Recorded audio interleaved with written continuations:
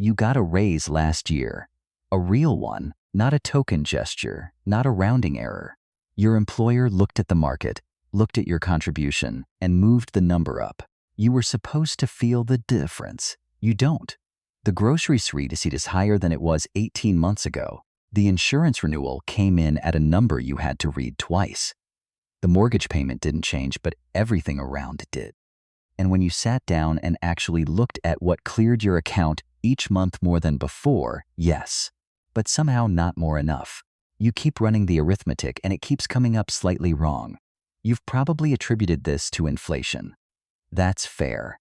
Inflation is real and it bites. But there's something else operating underneath that story, something inside the tax code, in a mechanism that has been running quietly since the mid-20th century. A mechanism that takes a portion of every raise you will ever receive that is calibrated to match inflation and counts it as taxable income. Not income that bought you more, income that kept you even, taxed the same either way. This is the bracket creep mechanism, and it was never fully fixed. Let's start with what the standard picture looks like, the belief that holds before you examine it closely. A raise means progress. Your employer recognized your value, or the labor market shifted, or both. The number went up. And if inflation is the reason wages are rising across the economy, conventional wisdom holds that this is how the system corrects wages track prices over time. Purchasing power roughly stabilizes, and while inflation is uncomfortable, it is ultimately absorbed by the labor market. Workers get raises, employers adjust, the system finds equilibrium. The logical conclusion is that a cost of living adjustment, a raise designed to track inflation, is neutral at worst. You're earning more dollars that buy approximately the same goods. Possibly you're slightly ahead if your raise came in above the inflation rate. Either way, you're not losing. Your take-home rises in proportion to your gross. The math works out. There's a second belief sitting underneath that one about how taxes fit into this picture. Most people, if pressed, believe that the tax system is designed to apply to real economic gains. That if you earn more dollars but those dollars buy the same things, the government should recognize the difference. That taxing nominal income increases, which represent no real gain in purchasing power, would be a kind of double extraction, charging you for progress you didn't actually make. This belief feels like a basic fairness principle. It's also the stated rationale for why Congress indexed federal income tax brackets to inflation starting in 1985. That reform was introduced specifically to prevent the bracket creep that had plagued the 1970s, when inflation-driven nominal wage growth pushed ordinary workers into brackets designed for upper-income earners. The adjustment was presented as the fix. The problem, it was said, had been addressed. That framing is not entirely wrong. The reform was real. But the gap between what the 1985 indexing promised and what has continued to operate that gap has a price tag, and it accrues every year. Here is the crack in that picture. In the early 1970s, inflation accelerated sharply across the U.S. economy. Wages rose in nominal terms, workers received raises. Those raises weren't gains in purchasing power. They were attempts to keep pace with rising prices. But because federal tax brackets weren't indexed to inflation at the time, those nominally higher wages pushed millions of ordinary Americans into brackets that had never been designed for them. A factory worker whose nominal pay rose to match inflation in 1977 might have found himself in the same marginal bracket as what 1965 tax policy would have called upper middle class. The real value of his income hadn't changed. The bracket threshold hadn't moved. The tax bill had. Congress eventually acted. The 1985 reform tied federal bracket thresholds to the Consumer Price Index. CPI goes up, brackets adjust. The mechanism in theory was neutralized, but here is where the wound stays open. The Consumer Price Index is not a fact. It is a methodology. And methodologies contain choices about which goods to include, how to weight them, how to handle quality adjustments and substitution effects. Since the 1980s, the CPI calculation methodology has been revised multiple times, each revision generally resulting in a lower measured inflation rate than the prior method would have produced. Economists and researchers who have tracked the divergence between older and current methodologies estimate the gap at anywhere from 1 to several percentage points per year, depending on the period and the specific approach used. 1 or 2 percentage points per year sounds like a footnote. Compounded over 15 years, a 1.5% annual understatement in the indexing benchmark produces a roughly 25% gap between where your bracket threshold would be under a more accurate inflation measure and where it actually lands. You are not being pushed dramatically in any single year. You are being pushed in every year by an amount too small to protest in isolation and too consistent to ignore in aggregate. The indexing reform addressed the most visible form of bracket creep. It relocated the mechanism from the legislature, where correcting it required a public vote, to the measurement methodology, where it operates through administrative revision and institutional inertia. The outcome for the middle-income taxpayer is structurally the same. The visibility is not. Let's name the structure precisely. Bracket creep is what happens when nominal income rises faster than the thresholds that define tax brackets. When gross income crosses a bracket threshold, the marginal rate applied to income above that line increases. This is how progressive taxation works by design. What is not the intended design, or at least what is not publicly acknowledged as a feature, is that nominal income, which represents no real gain in purchasing power, still counts as crossing a threshold. The government's measurement of more income and your lived experience of the same purchasing power are not the same number. Bracket creep lives in the gap between them. The mechanism today operates through 4 distinct channels. The first is the indexing gap. Federal brackets adjust annually the consumer price index for urban wage earners and clerical workers. This is not the CPI headline figure. CPI-W tracks a specific subset of households and a specific basket of goods. The inflation that middle-income households actually experience, particularly in housing, healthcare, and education, which have outpaced headline CPI for more than 2 decades, is not fully reflected in the adjustment benchmark. If the real cost of your life is rising faster than CPI-W, then the bracket threshold adjustment is not keeping pace with your actual cost experience. You are being pushed incrementally forward in every year where that gap is positive. No announcement, no legislation, just the quiet math of a threshold that adjusts slightly less than your costs do. The second channel is state and local income taxes. As of 2024, 41 states, plus the District of Columbia, levy some form of income tax on individuals. Of those, a significant number either do not index their brackets to inflation at all, or adjust them on multi-year cycles, or use indexing methodologies that consistently lag real cost changes. In states where bracket thresholds are fixed or only adjusted every several years, bracket creep operates exactly as it did at the federal level in the early 1970s. Your nominal income rises. The state threshold doesn't move. Your marginal state rate increases on purchasing power you never gained. This channel alone accounts for meaningful additional tax burden for middle-income earners across a substantial portion of the country, and it receives almost no public discussion, precisely because it operates identically at every level of government, invisible until you run the numbers yourself. The third channel is one of the most clearly documented cases of bracket creep in the modern American tax system. The thresholds at which Social Security benefits become taxable income were established in 1983. A single retiree with combined income defined as adjusted gross income plus half of Social Security benefits above $25,000 has a portion of their benefits included in taxable income. Above $34,000, up to 85% of benefits can be taxed. Both of those thresholds have never been indexed to inflation, not once since 1983. In 1983, $25,000 in annual income represented a meaningful middle-class position. In 2024, after 4 decades of compounding inflation, it does not. Because nominal Social Security payments have risen with inflation over those 4 decades, and because other nominal income sources have risen as well, the proportion of retirees paying income tax on their Social Security benefits has grown from approximately 10% when the rules were established to well over half today. No one voted to tax more retirees. The thresholds didn't move, the nominal numbers did.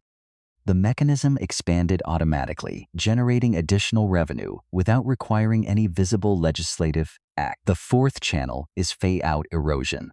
As nominal income rises even to match inflation, certain deductions, credits, and tax benefits begin to phase out and eventually disappear. The deductibility of student loan interest eliminates above a specific income ceiling that has not kept pace with nominal middle-class wage growth. The child tax credit phases out at established thresholds. The ability to deduct traditional IRA contributions or to contribute to a Roth IRA at all phases out at income levels that were once comfortably above the average middle-class earner and now fall increasingly within ordinary earning ranges. These thresholds were designed at points that were once above average. As nominal income has risen, those same thresholds now apply to increasingly ordinary earners who have not gained in real purchasing power. They have simply earned nominally larger numbers.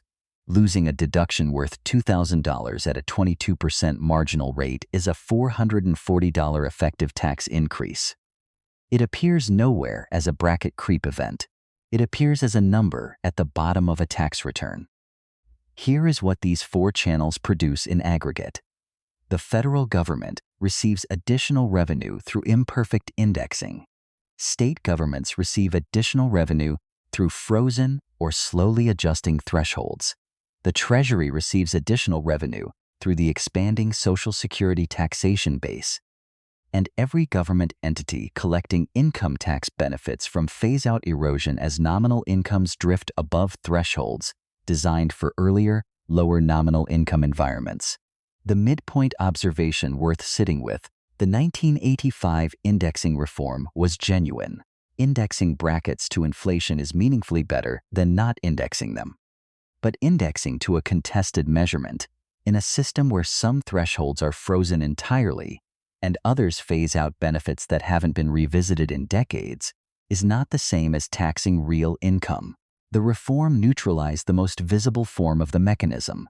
It did not neutralize the mechanism. What had been an obvious problem requiring a congressional vote to worsen or correct became a structural feature maintained for methodology committees and legislated inertia.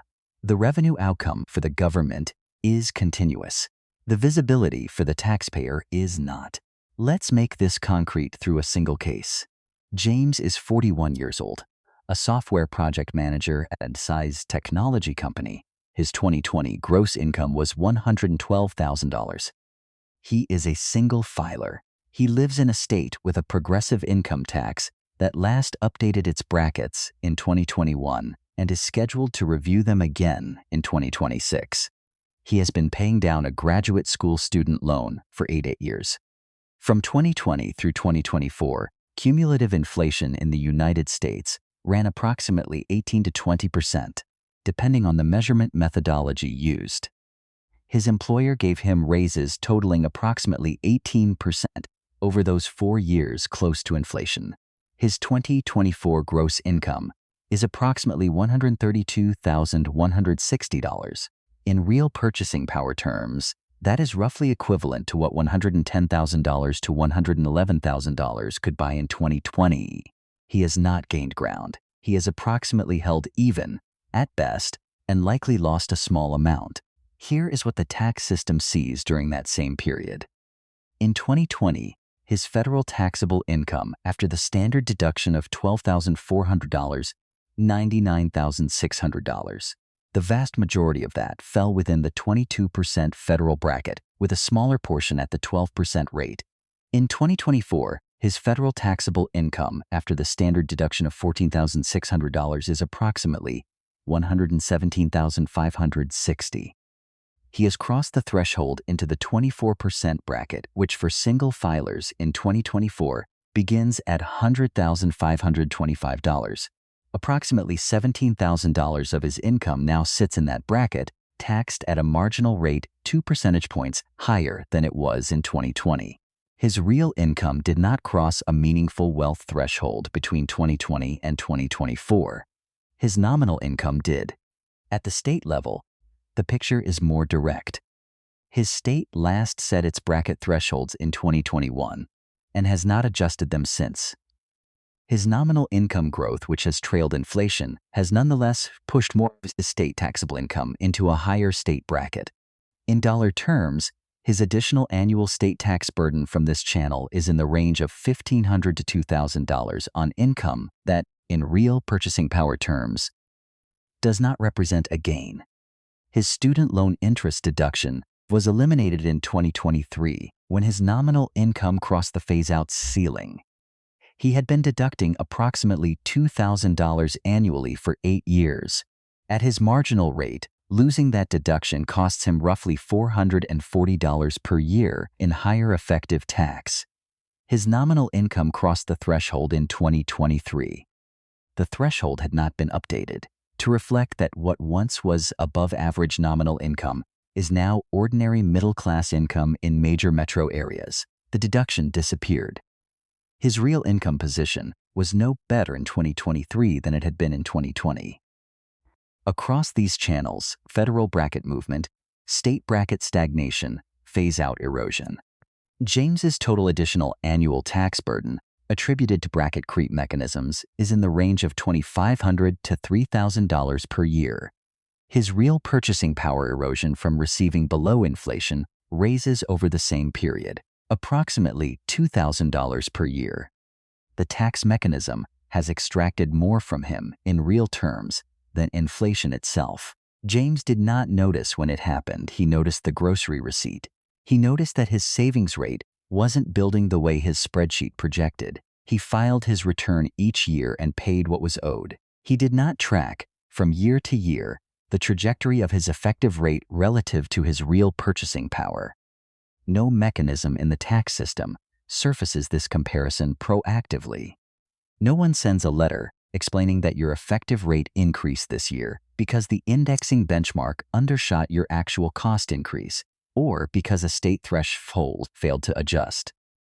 The moment of understanding arrived in a conversation with a financial planner reviewing James's cash flow.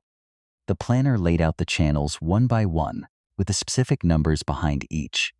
James listened.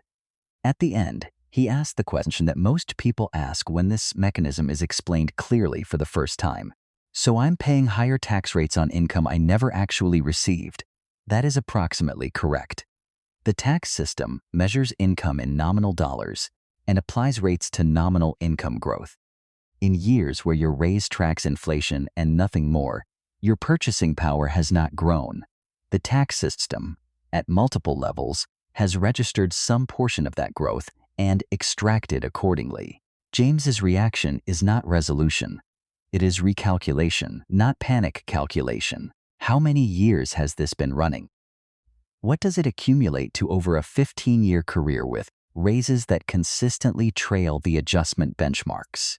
If the bracket creep mechanism costs him $2,700 per year money that did not represent real income in any purchasing power since the 15-year total, including the compounded value of that money had it been invested, is not a negligible number. It is a quiet one. The kind that arrives in pieces too small to protest in any given tax year, and too consistent to dismiss when totaled across a career. James is one data point. Let's scale it.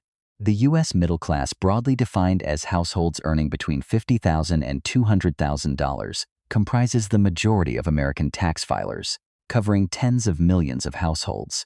Not all experience bracket creep at the same magnitude. Some reside in states with better indexing practices. Some have tax situations where phase-out erosion doesn't apply in the same period, but the mechanism operates across the cohort.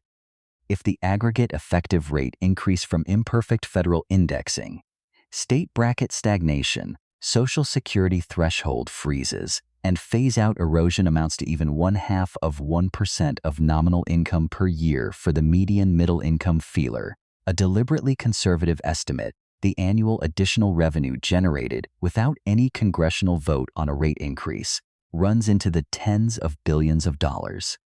This revenue does not appear as a line item labeled bracket creep receipts.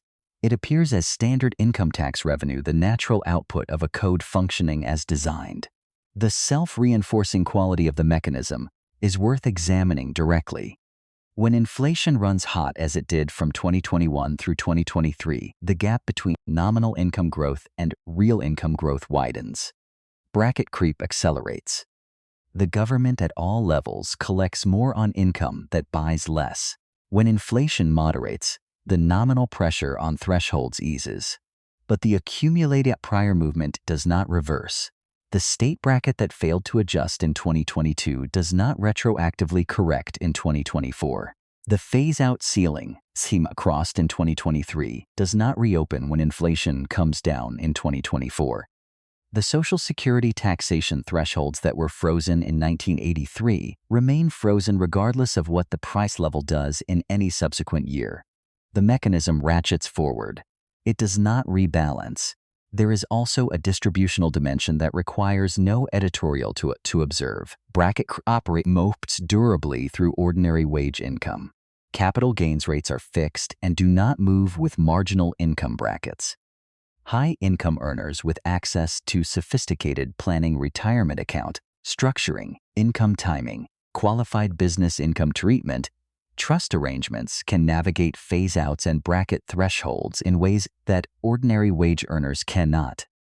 The channels through which bracket creep extracts revenue wages, ordinary income, phase-out thresholds calibrated to labor income levels are precisely the channels that sophisticated tax management most readily addresses. The people who rely on wages as their primary income source, without the capacity to restructure the form or timing of that income, experience the full operation of the mechanism. The people with the resources to restructure do not. This is not accidental. Tax codes are constructed by people who understand these distinctions precisely. What gets indexed, what gets frozen, how adjustment methodologies are built, which thresholds are revisited, and which remain static for decades. These are choices. Choices with institutional beneficiaries. And the aggregate direction of those choices over the full arc of modern American tax history follows a consistent pattern. Let's reset the frame you came in with. You came into this video believing that a raise is an increase in purchasing power, that taxes apply to real gains, that when the government says it has indexed brackets to inflation, it is accounting faithfully for what your dollars actually buy. Here is the more precise version of what is structurally true. A raise calibrated to match inflation is a maintenance payment. Your employer is providing more nominal dollars to purchase approximately the same goods and services you purchased before. The increase and the price level rise arrive together, the raise typically trailing in most years, and the net effect on your real standard of living is approximately zero or marginally negative. That is the lived experience of below-inflation raises. You are more or less treading water. Now layer the tax mechanism on top of that. The tax system measures income in nominal dollars. When those nominal dollars increase, thresholds are crossed, phase-outs are triggered, state brackets that haven't moved in several years are breached. A portion of the maintenance payment is counted as income growth. That portion is taxed at a marginally higher effective rate than last year. Your take-home from the maintenance payment is further reduced. The purchasing power gap, the distance between what you earned and what you can buy, widens by less than pure inflation would produce alone, but it still widens. The tax mechanism takes a cut of the maintenance. The raise your employer intended to keep you whole does not fully keep you whole. Not because your employer did the math wrong, because the tax system's measurement of your situation and your actual economic situation are not the same calculation. What bracket creep reframes more broadly is what nominal income actually means. The number on your offer letter is not the number that determines your standard of living. Between the gross figure and the figure that buys things, there is a sequence of mechanisms, each with its own design logic, its own institutional beneficiary, its own history of decisions about what to index and what to freeze. Bracket creep is one mechanism in that sequence. It is not the largest, but it benefits structurally from being invisible because it operates through a system most people trust to be procedurally neutral. the reform you were told fixed the problem in 1985 was genuine as far as it went. Indexed brackets are better than unindexed brackets.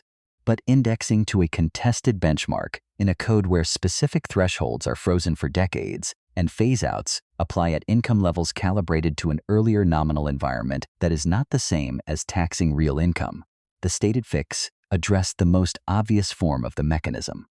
It relocated the remainder to places less visible: the measurement committee, the legislative inertia around Social Security thresholds, the multi-year adjustment cycles in state tax codes. Same extraction, quieter operation. The broadest reframe is this: the wage increase and the tax code are not operating on the same variable. Your employer is measuring your raise in real-world terms, what you need to maintain your position in an economy that costs more this year than last. The tax code is measuring your income in nominal dollars and applying rates to the nominal growth. These are not the same measurement. The gap between them in every year where that gap is positive belongs to the government.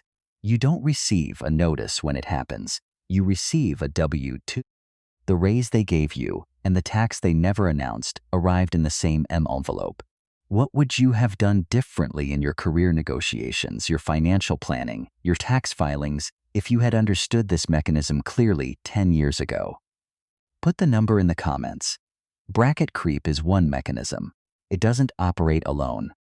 How monetary policy and tax policy interact, who benefits from the inflation that drives nominal income growth, and who collects the tax on it, that's what we examine next.